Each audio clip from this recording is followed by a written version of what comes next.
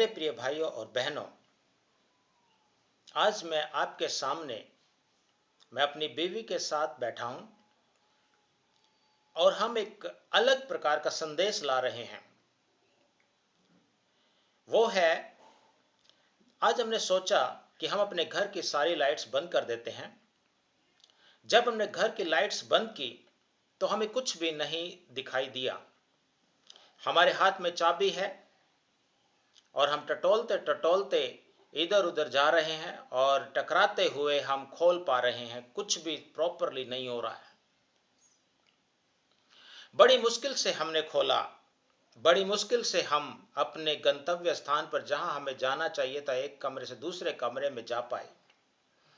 यह इसलिए होता है, इसी प्रकार से हमारे जीवन में अंधकार राज्य करता है और हम ज्योति की संतान, हम कहने मात्र के हो जाते हैं। वास्तव में मसीही होने के बावजूद हम अंधकार में चल रहे होते हैं। हमने अंधकार के कामों को नहीं छोड़ा। हमने उन सब बातों को अपने जीवन से अलग नहीं किया। उन लोगों से हम अलग नहीं हुए। उन स्वभावों से हम अलग नहीं हुए जो प्रभु चाहता है कि हम उनसे अलग हो जाएं। इसीलिए हम आज भी ज्योति की संतान होने के बावजूद हम टटोलते हुए, टकराते हुए अपने जीवन को दुखदायी बनाते जा रहे हैं। मेरे प्रियो, आइए हम वचन से देखते हैं वचन क्या कहता है। यूहन्ना रचित सुसमाचार उसका 8-12 हम पढ़ते हैं। यीशु ने फिर लोगों से कहा, जगत की ज्योति मैं हूँ। जगत की ज्योति मैं हूँ। जो मेरे पीछे हो लेगा, वह अंधकार में न चलेगा, परंतु जीवन की ज्योति पाएगा। प्रभु यीशु मसीह ने एक वायदा किया है, जो मेरे पीछे हो लेगा वो अंधकार में नहीं चलेगा। उसको अंधकार में चलने की जरूरत नहीं है, इधर उधर टटोलने की जरूरत नहीं है, इधर उधर टकराने की जरूरत नहीं है, क्योंकि वो जीवन की ज्योति पाएगा। परमेश्वर का वचन हमारे लिए दीपक है, हमारे लिए कैंडल है। परमेश्वर का वचन हमारे लिए उजियाला है, हमारे मार्ग के लिए उजियाला है। हमें टकराने की जरूरत नहीं है, हमें ठोकर खाने की जरूरत नहीं है। हम परमेश्वर के दास है, परमेश्वर की संतान हैं। और प्रभु यीशु मसीह ने क्या कहा है? मत्ती रचित सुसमाचार उसका 5 का हम 14 से 16 पढ़ते हैं। तुम जगत की ज्योति हो। यीशु ने कहा हम लोगों को, तुम जगत की ज्योति हो। जो नगर पहाड़ पर बसा हुआ है, वे छिप नहीं सकता। और लोग दिया जलाकर पैमाने के नीचे नहीं, परंतु दीवट पर रखते हैं। तब उससे घर के सब लोगों को प्रकाश पहुंचता है।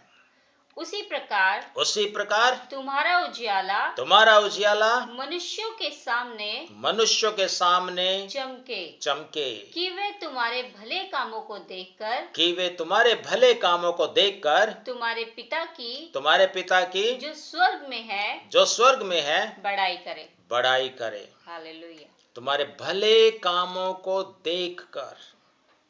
कौन? हमारे आस पड़ोस के लोग, अंधकार में चलने वाले लोग, अंधकार में जीवन व्यतीत करने वाले लोग हमारे कामों को देखकर हमारे स्वर्गीय पिता की बड़ाई करें।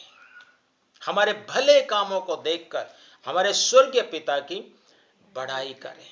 सचमुच में हमारे काम ज्योति की संतान के समान होने चाहिए। पौलुस ने वैसा ही कहा है। आइए हम पढ़ते हैं रोमियो उसका 13-12 से पढ़ते हैं हम लोग।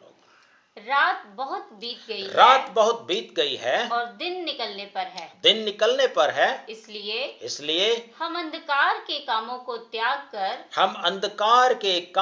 त्याग कर ज्योति के हथियार बांध लें। जैसा दिन को शोभा देता है, वैसा ही हम सीधी चाल हम सीधी चाल चले, टेढ़े ना हो। ना कि लीला क्रीड़ा, ना कि लीला क्रीड़ा और पियक्कड़पन में, न व्यभिचार, न व्यभिचार और न लुचपन में, और न झगड़े, और न ढा में, वरन प्रभु यीशु मसीह को पहन लो, और शरीर की अभिलाषाओं को पूरा करने का उपाय ना करो। लेकिन प्रभु के लोग, ज्योति के संतान, ज्योति जो बन के घूम रहे हैं, आज अंधकार में जीवन जी रहे हैं, शरीर के कामों को, शरीर के अभिलाषाओं को पूरा करने का उपाय ढूंढते रहते हैं, जिसके कारण हम मसीह की बड़ाई नहीं, मसीह की महिमा नहीं, बल्कि उसके नाम को अपमानित करते हैं। प्रियो, हम अंधकार के कामों को छोड़ करके हम ज्योति के संतान, ज्योति के हथियार बांध लें और प्रभु के मार्ग पर चलें, प्रभु के साथ चलें, ऐसा जीवन जिए, एक आदर्श जीवन जो कहे, प्रभु यीशु मसीह कहे कि शाबाश मेरे दास, उत्तम दास, विश्वास योग्य साक्षी, मेरे पास आ, तूने उत्तम किया है। और आज हम इसी बात का संदेश दे रहे हैं। मोनिका, आपके पास कोई संदेश है जो आप दर्शकों को देना चाहते हैं? जी हाँ, सच में प्रभु यीशु मसीह हमारी ज्योति है और जो हमें जीवन की ओर लेके चलती है। और हम अंधकार में भटकते हैं, लेकिन अब हमें अंधकार में भटकने की जरूरत नहीं है, क्योंकि वो हमें जीवन का मार्ग दिखाता है। जी। तो अगर आपको ये वीडियो हमारी पसंद आई हो तो प्लीज़ इसे लाइक, शेयर और सब्सक्राइब करना ना भूलें, ताकि हम आपके लिए और भी अच्छी वीडियोस लेकर के आते रहें। Thank you so much. God bless you. God bless you.